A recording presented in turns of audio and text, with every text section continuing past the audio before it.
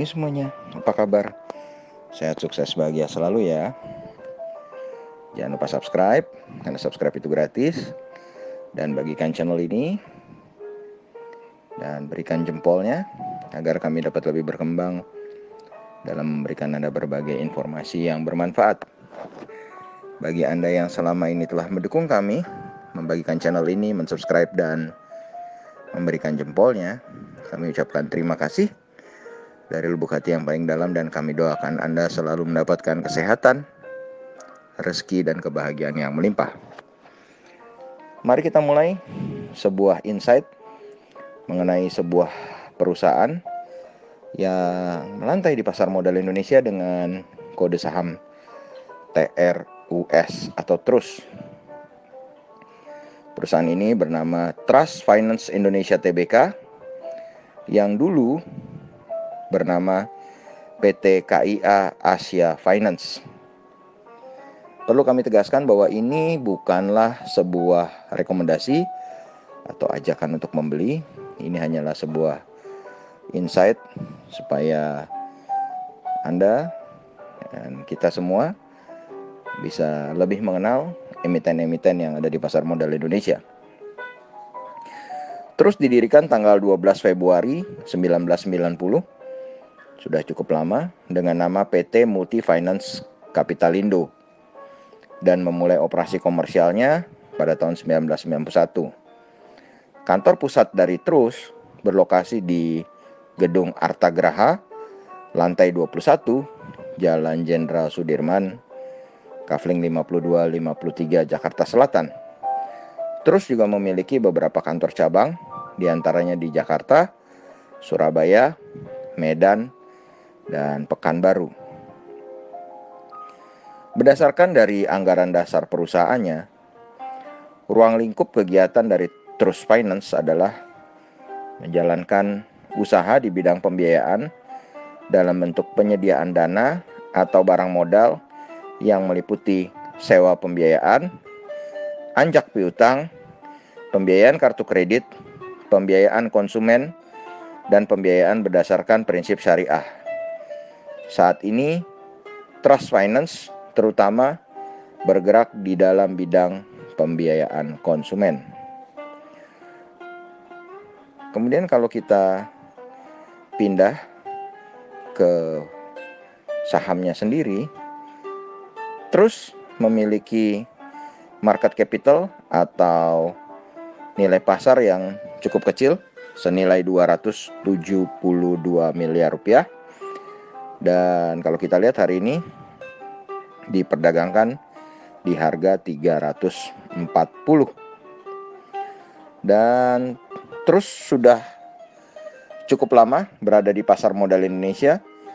Mereka tercatat listing tanggal 28 November 2002 dengan pemegang saham utamanya adalah PT Maju Jaya Terus Sejahtera sebesar 30%. Kemudian PT Arta Capital Indonesia 27,97%. Yang ketiga adalah PT Arta Perdana Investama 9,35%. Yang keempat adalah Henry Hartato 7,02%. Dan yang terakhir masyarakat 25,66%. Jadi kalau kita lihat, masyarakat memiliki jumlah yang tidak terlampau besar, hanya 25,66%. Komisaris utama dari Trust Finance ini adalah Rene Tang, dan direktur utamanya adalah Suparman Sulina. Dan kalau kita lihat, memang secara Q on Q maupun secara YoY, EPS dari TRUS ini menurun. Saat ini EPS-nya adalah 15 dengan sales sebesar 24,6 miliar rupiah, aset 320,3 miliar rupiah, liability 29,8 miliar rupiah, equity sebesar 290,49 miliar rupiah, dan net profit sebesar 6,06 miliar rupiah. Book value per share dari Trust sendiri adalah 363. Ini menghasilkan price earning ratio yang 22,67 dan price to book value ratio 0,94 kali. Jadi PBV di bawah 1 tapi PER-nya lumayan besar.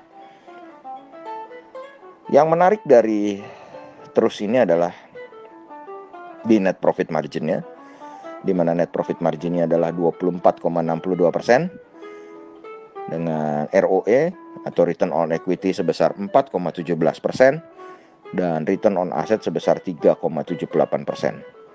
Jadi net profitnya cukup besar, double digitnya lumayan 24,62% dan rasio hutangnya yang nyaris tanpa hutang, hanya 10,26% debt equity ratio-nya. Dan tentu saja di masa-masa seperti sekarang ini, perusahaan yang hutangnya kecil adalah sesuatu yang sangat baik. Jadi negativity-nya tadi adalah valuasinya yang tidak murah lagi. Dan juga selama 5 tahun terakhir Trust ini tidak pernah membagi dividen. Jadi kelemahannya adalah tidak pernah membagi dividen. Dan juga secara valuasi tidak murah lagi. Kemudian kalau kita lihat pergerakan harganya, maka secara year to date atau dari awal tahun sampai saat ini terus memiliki rentang harga 226 sampai 380. Artinya harga terus saat ini di 340 tidak bisa kita kategorikan murah. Demikian juga kalau kita lihat secara 5 years-nya, di mana harga terendah terus adalah di 126, sedangkan yang tertingginya adalah di 440. Jadi kembali secara 5 years, harga terus juga tidak bisa kita kategorikan murah. Kemudian kalau kita lihat secara foreign atau investor asing, baik selama 1 bulan terakhir maupun selama 1 tahun terakhir, tidak ada investor asing yang melakukan transaksi di saham ini. Demikianlah sedikit insight tentang saham Trust. Dengan positivity-nya adalah rasio hutang yang sangat kecil, nyaris tanpa hutang, net profit margin yang besar. Dengan negativity-nya adalah harga sahamnya yang tidak lagi murah, valuasinya juga tidak lagi murah, dan tidak pernah membagikan dividen dalam 5 tahun terakhir. Kami serahkan kepada Anda, apakah Anda akan memasukkan Trust dalam watchlist Anda, atau malah Anda akan membuatkan trading plan atau investment plan-nya. Semoga bermanfaat, tetap sehat, tetap semangat, maju terus dalam mencapai profit maksimal di pasar modal Indonesia, dan jangan lupa untuk selalu berusaha bahagia. Sampai jumpa di insight dan informasi berikutnya dari cara kaya yang tidak kalah menarik.